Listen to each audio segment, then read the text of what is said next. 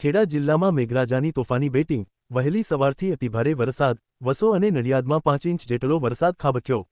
ખેડા જિલ્લામાં આજે વહેલી સવારથી જ હવામાનમાં અચાનક પલટો આવ્યો છે. વહેલી સવારથી જ આકાશ કાળા ડિબાંગ વાદળોથી ઘેરાઈ ગયું હતું અને તીવ્ર પવન તેમજ વીજળીના કડાકા ભડાકા સાથે મેઘરાજાએ તોફાની ઇનિંગ શરૂ કરી છે.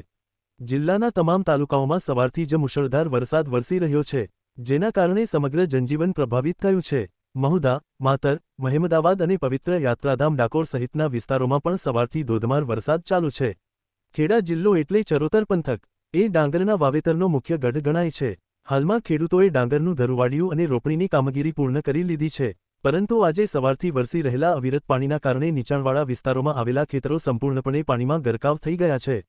ખેતરો તળાવમાં ફેરવાઈ જતાં ડાંગરનો કુમળો પાક સડી જવાની અને ધોવાઈ જવાની ભીતિ સેવાઈ રહી છે, જેને પગલે ધરતીપુત્રો ચિંતાના ગરકાવ થઈ ગયા છે.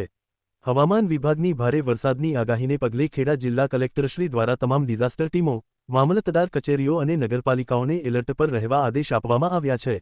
નડિયાદ અને અન્ય નગરોના નીચાણવાળા વિસ્તારો અને અંડરપાસમાં ભરાયેલા પાણીના નિકાલ માટે પમ્પિંગ મશીનો કાર્યરત કરી દેવાયા છે. વહીવટી તંત્ર દ્વારા નાગરિકોને બિનજરૂરી બહાર ન નીકળવા અને જળાશયો કે કોઝવે તરફ ન જવા નમ્ર અપીલ કરવામાં આવી છે.